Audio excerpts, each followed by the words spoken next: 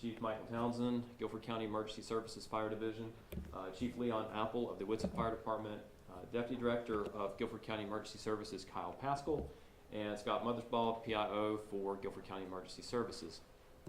And again, I appreciate all the media coming here today. As you all are aware, we had an incident Saturday night, and we received a lot of phone calls Saturday night and through the day yesterday, so we felt it best just to bring you all together and provide you information and updates on what had happened and the conditions of the firefighters that were injured at this time. So just to recap, Saturday evening around 5:15, there was a call for a medical emergency at 557 Brycewood Drive, and that's in the city limits of Burlington in Guilford County. And the medical emergency was for a cardiac arrest victim on top of a roof. Just a little bit about the protocol for why we have so many departments represented here.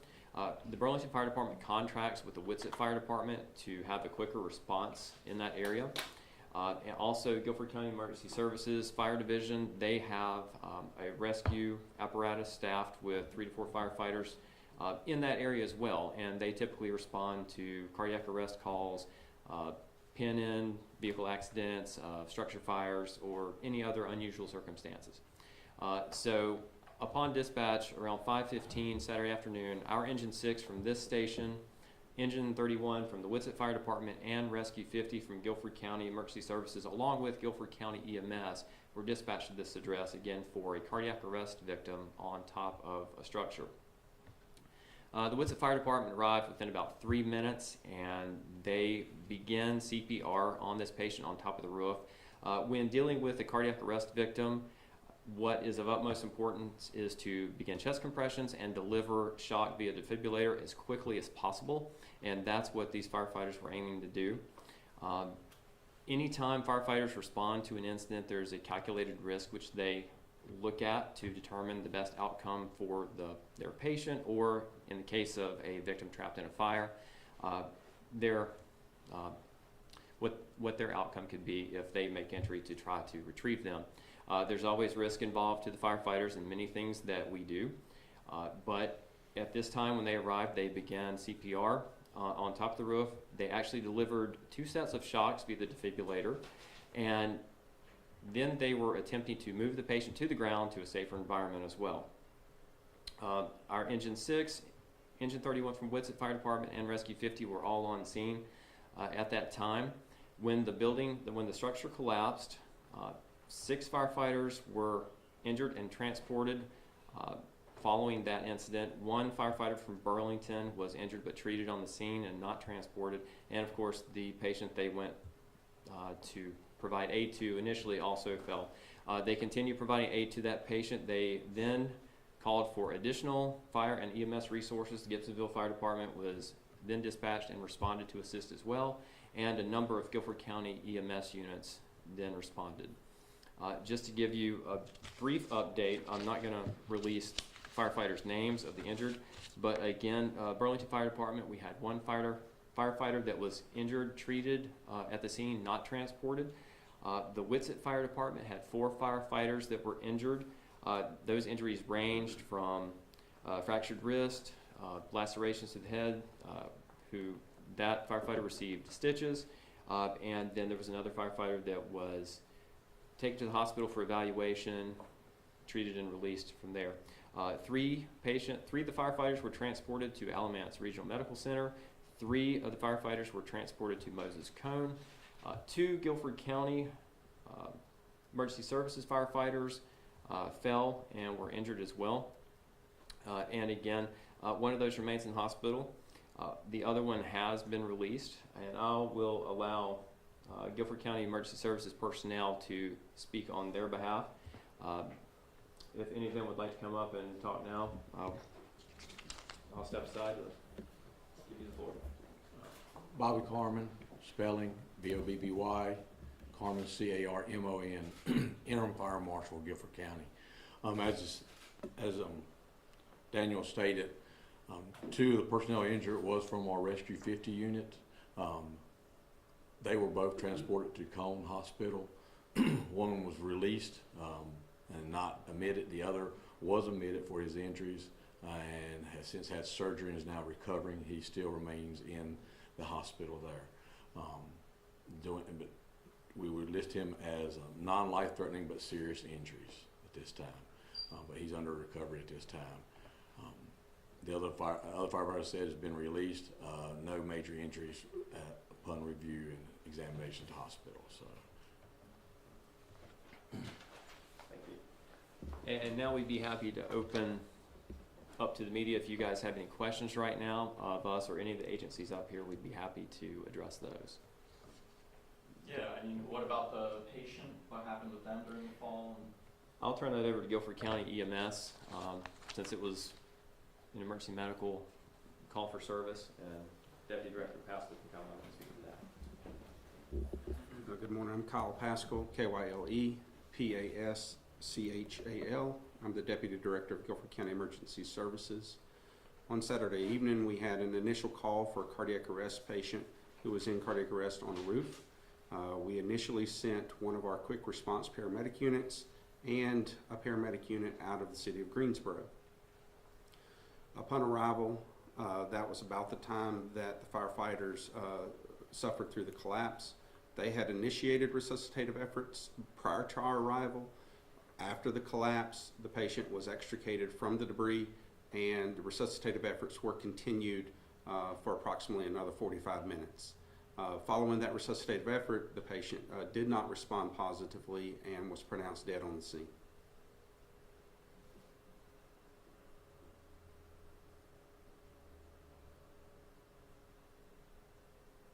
Any other questions? For the patient who passed away on the scene, do we know if it was due to the cardiac arrest or was it an impact of the cardiac arrest and then also with the roof collapsing? The indications currently are it was from the cardiac, the cause of the patient's death was from cardiac arrest.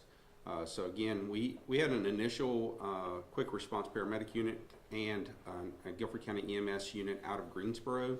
Upon the collapse, or right after the collapse, we increased that response to a supervisor unit and 5 EMS units, again, all out of the city of Greensboro. And so we had plenty of resources on scene to both take care of the firefighters and the patient. We did everything we could in the resuscitative effort for the patient, but again, the patient succumbed to his condition. Why was that person on the roof? They were, yes. Thank you. Some were limited knowledge of the events, but it appears that the homeowner and the other gentleman were there building a outside building at the rear of the structure, and the building at that in turn was under construction at that point. So the building that collapsed was under construction? Yes. This is a one-story or two-story building? One story. I wanted to ask about one of the firefighters. So we don't have exact clarity on which representation he is from, but we heard something about a potential back injury. It could have been a spine. I just wanted to see if that sounds familiar to anyone. As I said, we have 4 firefighters from Whitsett Fire Department who were treated and released. 1 treated on scene, not transported from Burlington, and the other 2 was from our what we'll call Rescue 50, so Guilford County Emergency Services. One of those was treated and released from the hospital. The other does still remain in the hospital. He has asked that we do not address his injuries. He may have his own release forthcoming, but he did request that we not release his name or his injuries at this time. But he did have surgery post-event and is currently in recovery at Moses Cone. Are y'all going to release the name of the patient who died? I don't plan to. No, we don't intend to do that.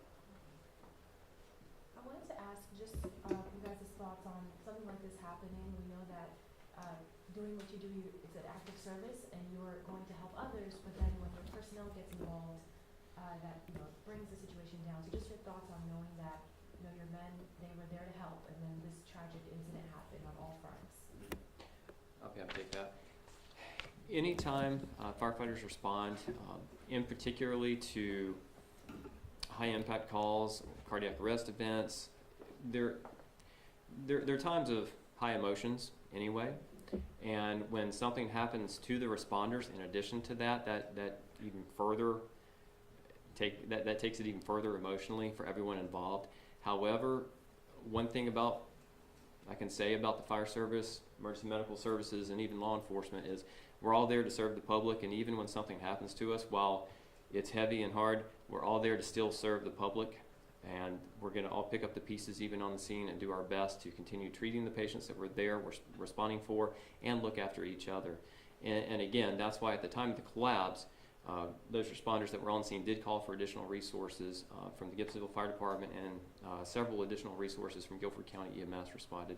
I also add Burlington Police Department. They had several officers on scene as well assisting.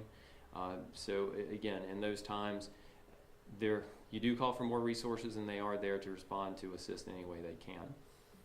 We'll also be further debriefing our folks as well as Guilford County theirs as we go through this week, just because these are traumatic events, not only for the cardiac arrest victim and their family, but the responder community as well when we have people that get injured.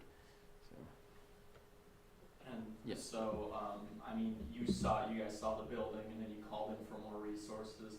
You may have gone over it. How fast was it for all those resources to get there before you started going up onto the building?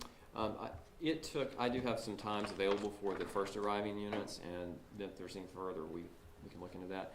But the first unit to arrive was Engine 31 from the Whitsett Fire Department, and their travel time was 3 minutes from their station, and they were en route in less than a minute from the time they were dispatched.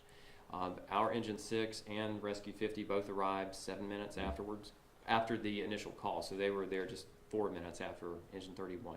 And then Guilford County EMS unit arrived about the time that the building collapsed. And again, the fire personnel were attempting to move the patient down to the ground level at that time when the building collapsed.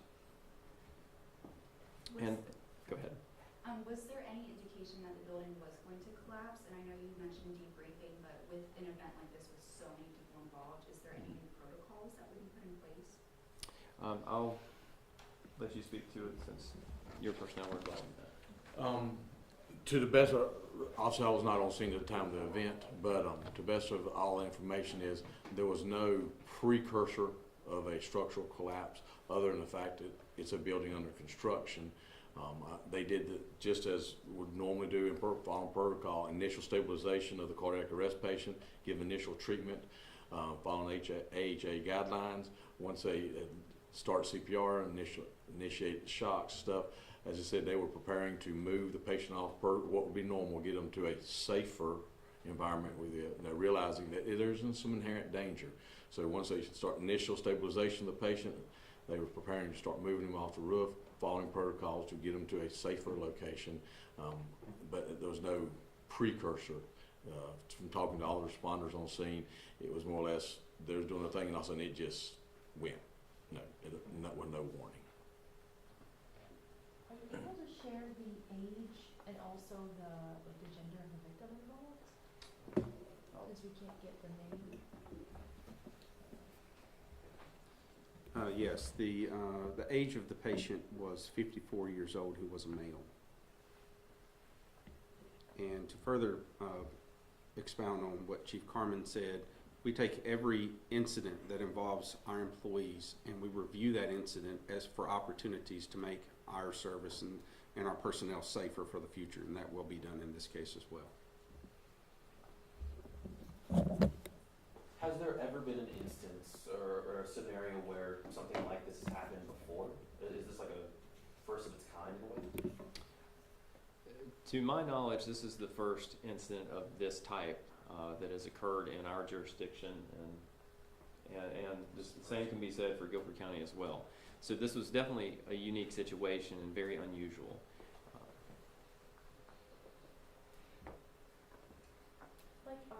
We're always talking to, whether it's law enforcement, in every field, we're feeling staffing shortages. So I wanted to ask, because there's so many different agencies involved, in any way does this compromise or just the amount of people that you guys have working for the different fire departments?